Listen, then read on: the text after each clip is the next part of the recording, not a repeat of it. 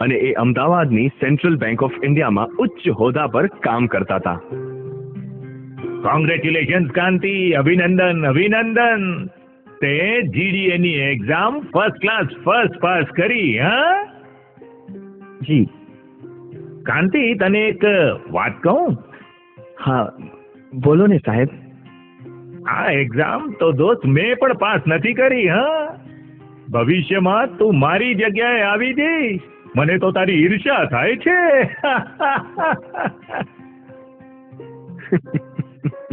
ગુરુજી અમારો અંતરનાથ, અમને આપો આશીર્વાદ. ગુરુજી અમારો અંતરનાથ, અમને આપો આશીર્વાદ. ગુરુજી અમારો અંતરનાથ. પૂજ્ય પ્રેમ વિજયજી મહારાજા અમર રહો, અમર રહો.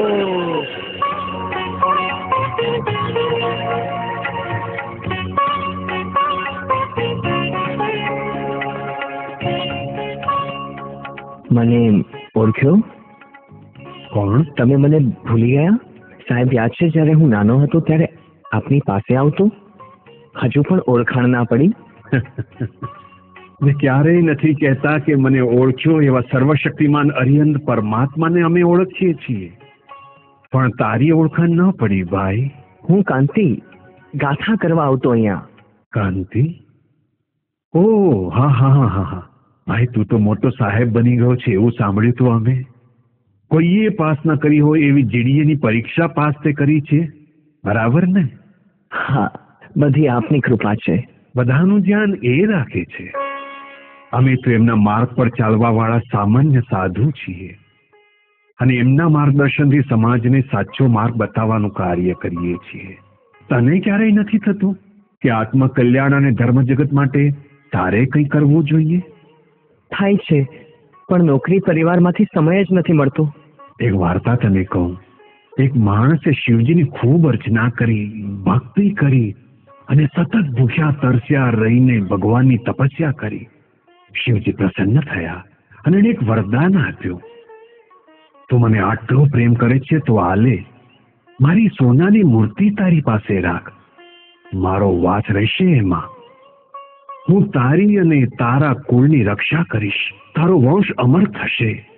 એ માણસે જીવનની અંતિમ ક્ષણ સુધી એ મૂર્તિ સાચવી, પણ જેવું એનું મૃત્યુ થયું, એના પૌત્રોએ સોનાની મૂર્તિ કિંમતી છે એમ સમજીને વેચી નાખી અને આખો વંશ જ ખતમ થઈ ગયો. આજે આપણા બધાની આ જ હાલત છે. જૈન સમાજના મૂલ્યો સિદ્ધાંતોને લોકો પોતાની અનુકૂળતા સાથે બદલી રહ્યા છે. આજે જૈન સમાજને યુવા તેજસ્વી સાધુઓની જરૂર છે, પણ કહેવાય છે ને કે કોણ સમાજ સુધારવાના કામમાં પોતાના કપડા મેલા કરે. પરીક્ષાઓ તો બધા પાસ કરે છે, પણ જીવનનો કોર્સ તો અધૂરો જ રહે છે. બોલ, કરવો છે જીવનનો કોર્સ, અરિહંતનો કોર્સ? મહાગુરુનો બોધ સાંભળી મનમાં જાગી પ્રભુ ભક્તિ. જીવન આજે એક પ્રશ્ન શું સંયમ છે યુક્તિ. ધરા ભૂમિ અને ગગન પુકારે.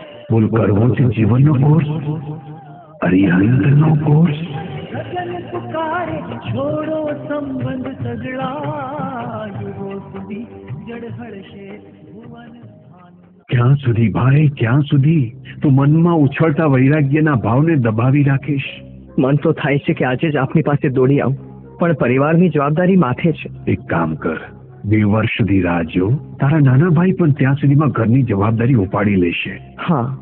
અને ત્યાં સુધી તું આ જીવન બ્રહ્મચર્ય વ્રતનો સ્વીકાર કર. કાંતિએ આપણને બધાને અહીં શા માટે બોલાવ્યા હશે? ખબર નહીં, કેતો તો બહુ જ અગત્યની વાત કરવી છે.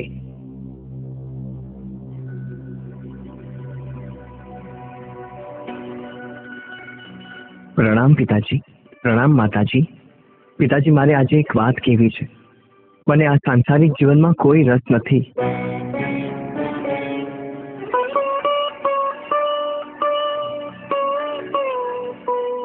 મારે કંઈક એવું કરવું છે જેનાથી મારો આત્મિક ઉદ્ધાર થાય, મારું જીવન પ્રભુ ભક્તિ અને બીજાઓની ભલાઈના કામમાં વ્યસ્ત રહે. પિતાજી, મારે દીક્ષા લેવી છે. શું? ગાંડો થઈ ગયો છે કે શું? તારે દીક્ષા લેવી છે એટલે તારે સાધુ બનવું છે, બીજાઓની ભલાઈ માટે કામ કરવા છે, પણ ઘરનાઓનું શું? તારા ઉપર તો ઘરની જવાબદારી છે. હા, તારા પિતાજી સાચું કહે છે. બીજાની ભલાઈના કામ માટે તારા કંઈ કરવા ન કરવાથી કોઈ જ ફરક નહીં પડે. લાક્ષાગૃહમાં જ્યારે આગ લાગી હતી ત્યારે બધા જ એ આગને બુઝાવવામાં પડ્યા હતા. એમાં એક કાગડો પણ પોતાની ચાંચમાં થોડું થોડું પાણી ભરી આગને બુઝાવવાનો પ્રયત્ન કરી રહ્યો હતો.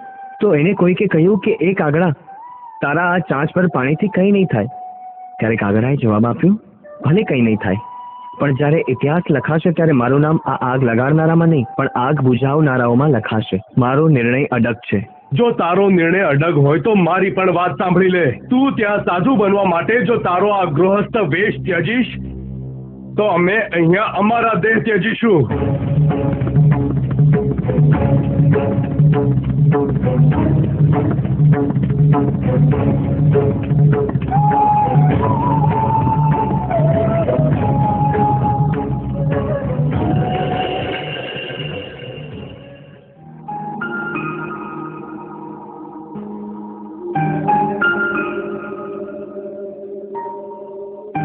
શું રોહન, મજા આવે છે ને શિબિરમાં?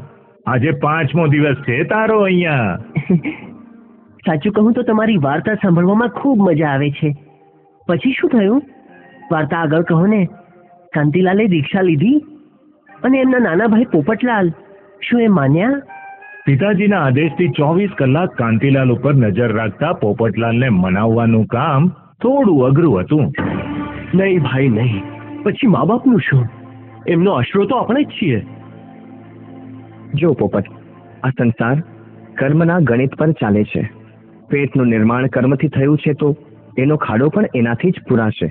અને રહી વાત ઘર ચલાવવાની, તો એની મેં વ્યવસ્થા કરી નાખી છે. અને તું વિચાર કર, જો આપણે વિદેશ રહેતા હોત કે બહાર ગામ નોકરી કરતા હોત તો બા અને પિતાજીને ત્યારે પણ એકલા જ રહેવું પડત ને?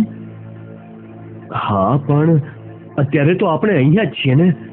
અને જો આપણે જતા રહીશું તો લોકો આપણા પર થૂ કરશે, બેદરકાર સમજશે. જે અરિહંત પરમાત્માની પણ દરકાર નથી કરતા એવા લોકોની મને ચિંતા નથી. પોપટ, પ્રશ્ન અત્યારે એ છે કે તારું મન શું કહે છે? મન હોય તો માળવે જવાય પોપટ, અને જો માળવા જશું તો મીઠાઈ મળશે, પ્રભુ ભક્તિની મીઠાઈ. પણ પિતાજીએ તો ધમકી આપી છે કે જો આપણે જઈશું તો એમની ધમકી આશીર્વાદ બની જશે જ્યારે તું અને હું દીક્ષા લેશું. એ વાતની મને ખાતરી છે પોપટ. બોલ પોપટ બોલ, બહુ વિચાર નહીં કર. હવે તો બસ 2 જ માર્ગ છે. એક જગતને રીઝવવાનો અને બીજો જગદીશ માટે જીવવાનો. જગત તો ક્યારેય રીઝવવાનું નથી, અને જો જગદીશને રીઝવશું તો આપણો અને આપણા કુટુંબનો ઉદ્ધાર થઈ જશે. અત્યાર સુધી આપણે લોકો માટે જીવ્યા, ચાલ હવે આપણે એમને માટે જીવીએ. બોલ પોપટ બોલ, કંઈક તો બોલ. આજે રાત્રે છેલ્લી ટ્રેન 9:30 વાગ્યાની છે.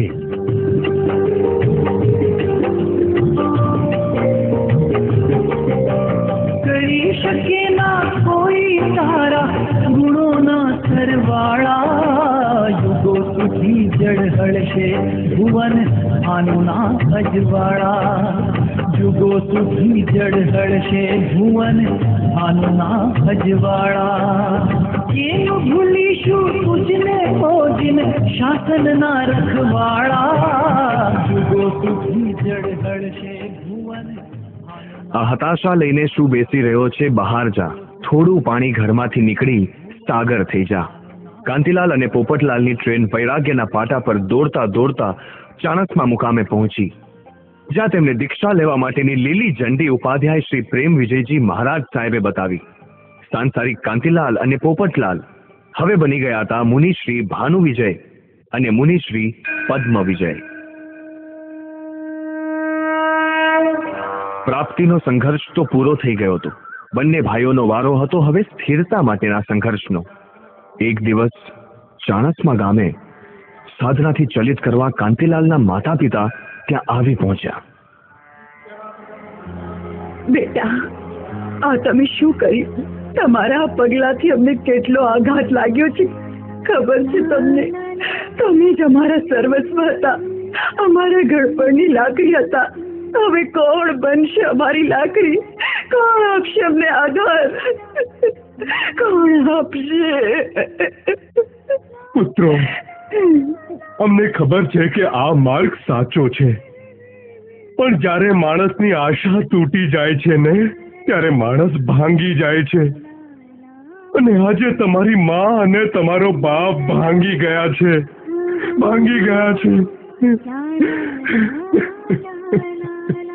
પૂજ્ય, આજે પણ મારા અને તમારા સંબંધો તો એ જ છે.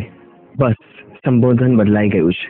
હવે હું તમને પિતાજી નહીં કહી શકું, કારણ તમે જાણો છો. ચિમનભાઈ, ભૂરીબેન, મારે તમને કહેવું છે કે આ દુનિયામાં ધર્મથી મોટી કોઈ વસ્તુ નથી, અને ધર્મના કાર્યમાં સહાયક થવું એ પણ એક ધર્મ જ છે. પિતાજી, અમારે જીન શાસનના ઇતિહાસમાં સોનેરી પાનું ઉમેરવું છે, અને એના માટે આપના આશીર્વાદની જરૂર છે.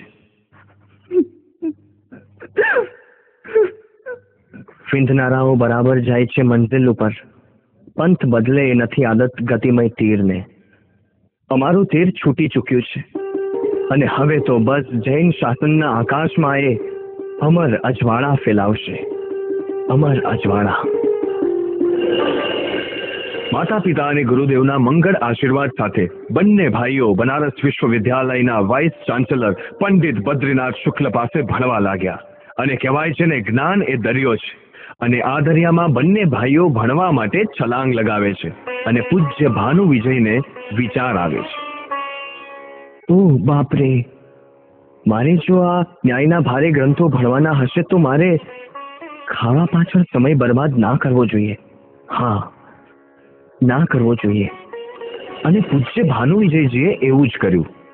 સમય પસાર થતો ગયો. એમણે છઠના પારણે છઠ કરીને ન્યાયના ગ્રંથોનો અભ્યાસ કર્યો. છઠ એટલે 2 દિવસ સુધી કંઈ જ નહીં વાપરવાનું.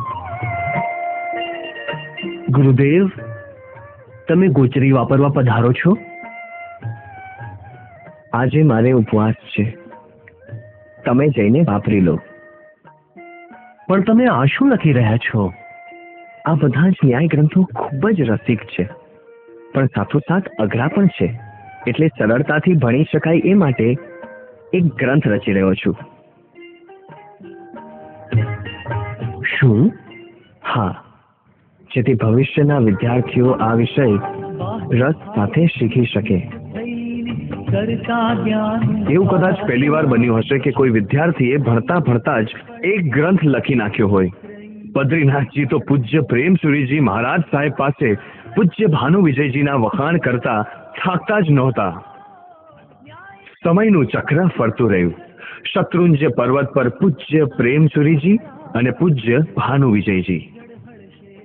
ભાનુ વિજય, આચાર્યનું એ કામ હોય છે કે સંસાર છોડે પહેલા આવનારી સદીઓ સુધી જીન શાસનની મર્યાદાઓ અને એના આચારની પરંપરાઓ ટકી જાય એવા સંસ્કારોનું સિંચન આવનારી પેઢીમાં કરીને જાય. હા સાહેબ. અને ભાવિ પેઢી અંધારામાં ડૂબતી દેખાઈ રહી છે. ધર્મ વિના સુખ નથી એ વાત તો લોકો ભૂલી જ ગયા છે. મારી તારા ઉપર આશા છે. તું યુવા ધનને ધર્મમાં સ્થિર કર. પ્રયાણ કરો મોહમય મુંબઈ તરફ. ત્યાં જઈને ચોમાસા કરો. તમારી ફતેહ થશે પછી જ અમને ઊંઘ આવશે.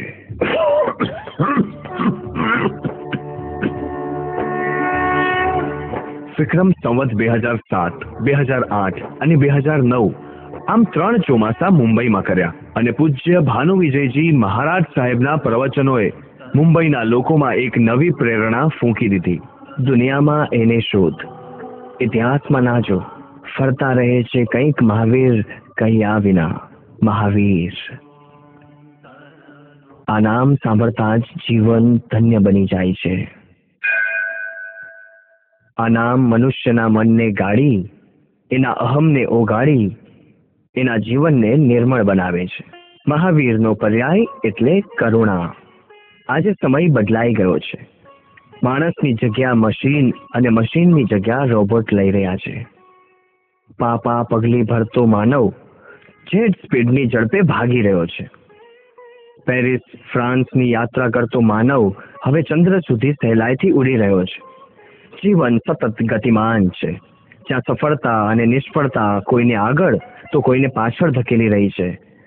પૈસો, નામ, ખ્યાતિ, મિલકત બધું જ છે. જો કંઈ ઓછું હોય તો એ છે એકબીજા માટેનો સમય, એકબીજા માટેનો પ્રેમ, વાત્સલ્ય અને કરુણા.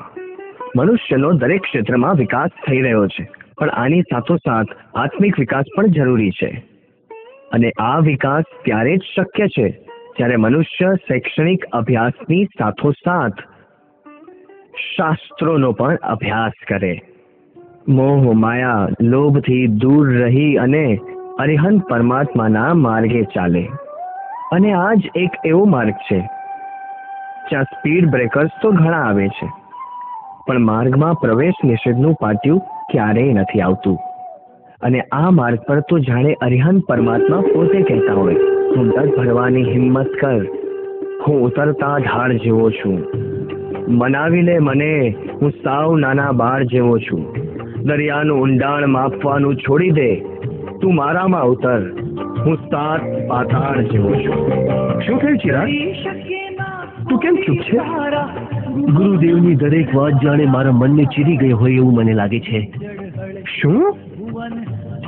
ભલે હું દુનિયા માટે કંઈ કરું કે ના કરું, મારે મારો ઉદ્ધાર તો જરૂર કરવો છે. હું દીક્ષા લઈશ. અરે આ મારા સાહેબના વ્યાખ્યાનમાં જે પણ બેસે છે ડિસ્ચાર્જ લઈ લે છે. મને તો એ જાદુગર લાગે છે. જો આ મહારાજ સાહેબ વ્યાખ્યાન આપતા જ રહેશે ને તો આપણા બધાના છોકરા દીક્ષા લઈ લેશે. કાં તો આપણે આમને રોકવા જોઈએ, કાં તો આપણા બાળકોને આમના પ્રવચનોમાં જતા રોકવા જોઈએ. એક તરફ યુવાધન પૂજ્ય ભાનુ વિજય મહારાજ સાહેબના પ્રવચનો પાછળ ગાંડું થઈ ગયું હતું, તો બીજી તરફ આ છોકરાઓના મા બાપ ચિંતિત બન્યા હતા. એ ચોમાસા દરમિયાન 7-8 નહીં પણ 30 યુવાનોએ દીક્ષા લીધી. પછી એક ઘટના બેંગ્લોર તરફ વિહાર કરતી વખતની. એક નહીં પણ અનેક યુવાનો ચડશે સંયમના પથરાળા, યુગો સુધી જળહળશે ભુવન ભાનુના અજવાળા, યુગો સુધી જળહળશે ભુવન ભાનુના. ગુરુદેવ, હું રમણીક શેઠ, આપની સાથે થોડી વાત કરવી છે. હા બોલો. મારી કરોડોની જમીન છે, હું આપને ભેટ આપવા માંગુ છું, જેથી આપ એના પર તીર્થનું નિર્માણ કરી શકો. ભાઈ, તીર્થ નિર્માણની પ્રેરણા અમે આપીએ. આ શુભ કાર્ય તો તમારા હાથે જ થવું જોઈએ. અમારું માર્ગદર્શન તમને મળશે.